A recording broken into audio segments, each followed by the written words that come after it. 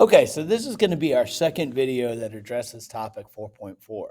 And in this, we're specifically going to talk about labor systems. So we know essentially that the nations states of Europe emerged and were motivated to expand for economic reasons. And they built these maritime empires to be able to bring in this wealth, most importantly in the Western Hemisphere, where their colonies were, they're producing cash crops. So, one of the biggest changes that we see is the development of labor systems. Not only new labor systems, but changes in older labor systems. So, we want to be able to explain the continuities and the changes in labor systems, especially focusing on slavery from 1450 to 1750. The labor systems have always been used throughout history, and they've been created to help bring wealth and produce. Some examples that we've talked about is in Song, China, they required people to provide labor as part of their tax burden. In Dar es Salaam, we have the importation of mostly house slaves from the Swahili trading cities. And then in Europe, we have the peasants and the serfs. So labor systems have always been created to help production. Now, when the global network of communication and exchange grew after 1450, we see new labor systems, and these labor systems change, becoming, first off, semi coercive or semi forced, and then finally, some specific coercive labor systems. So, what caused this? Basically, it's the commodities. When you look at sugar and tobacco, they are very labor intensive. Sugar, for example, takes many, many weeks to go from sugar cane to sugar crystals and eventually molasses and things like that, and takes many steps. So it's very labor intensive. Tobacco and also cotton is also very labor intensive. The problem is the area that they're really growing the tobacco, the sugar, and the cotton does not have a big population. And that population really was not suited for large scale agriculture. So we begin with a Spanish system, the encomienda. What the encomienda was, it is essentially where peninsulars, people from Spain, essentially were given plots of land in the New World, but they're also given villages to be able to use to work the land. So you see in this picture, you see basically where the Spanish live in the big buildings with the church, and then you see the village.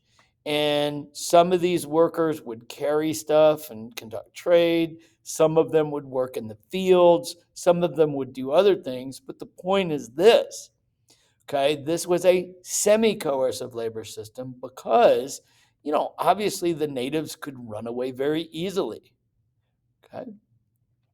An additional system that developed was the hacienda, which essentially is very similar to the encomienda, but it's specifically suited to agriculture. Natives were given plots of land, they were given the tools, the training, and the seeds, and they were asked to produce. Most importantly, sometimes cash crops, but sometimes food. Now, in return, the Spanish landowner, okay, essentially got between 10 and 15% profit from the food that was produced. So in one way, it is coercive because in order to get the land and in order to get everything else, okay, you had to stay on the land, but it's not totally forced because you could obviously leave.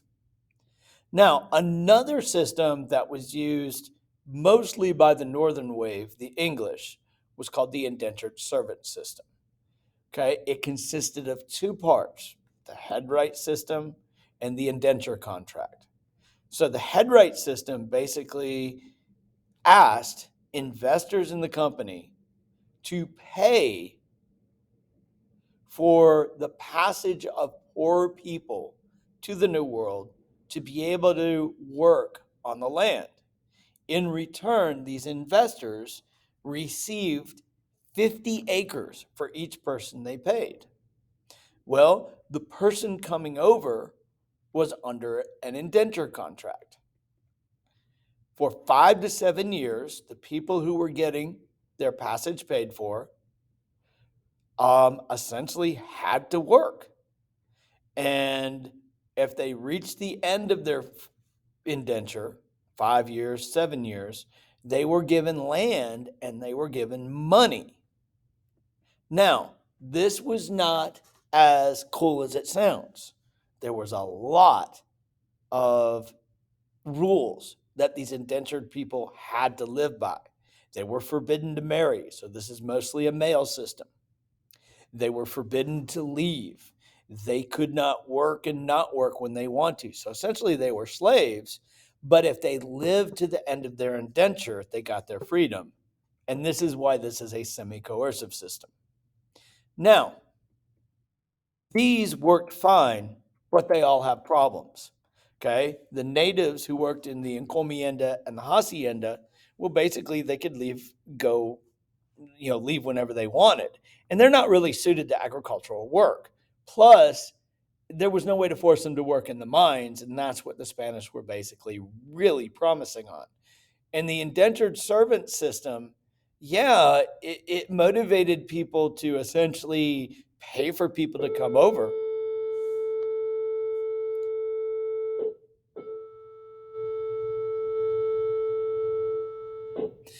But the problem is that between the 50 acres that the investors are getting and the acres that the people who live out there indentures, basically, you run out of land. This is why, especially the sugar plantations, they turned to chattel slavery really quick. So this brings us to the specifically coercive, the force. And the first one is going to be the Midas system. And the Midas system was an Incan system that when the Spanish learned about it, they were pretty like, okay, we're going to copy that system. And essentially what it is this. Every village within an encomienda was required to send a group of people to work in the mines, most importantly, Potosi and Zacatecas. So this is a mining coercive system.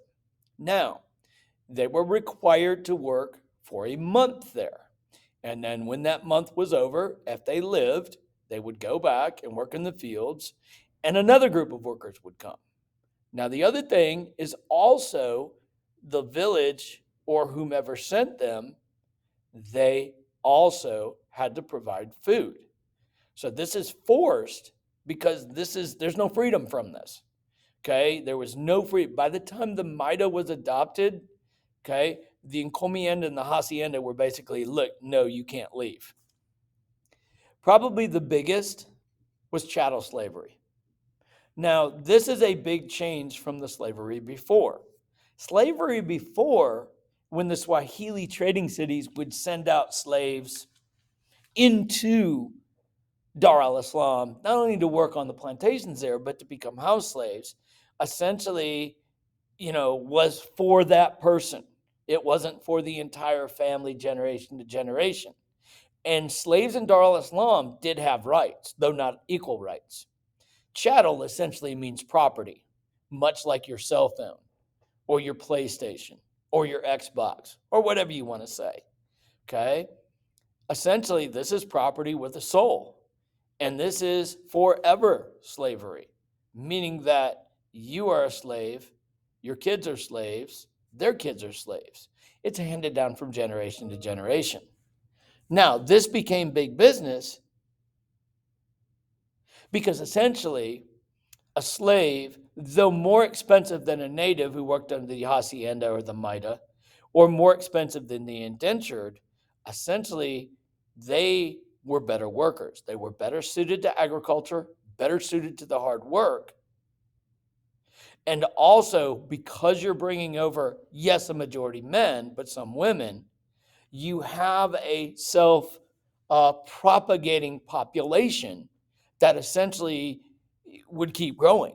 So in the long run, and this is very bad, and I can't believe I'm saying this, to a European who is a cash crop farmer, slavery made the best economic sense. Now, remember, you're dealing with Europe, and Europe is very ethnocentric. So they don't have the same level of respect for the humans of Africa or the humans of the Americas or the humans of India or the humans of China that they have for the humans of Europe.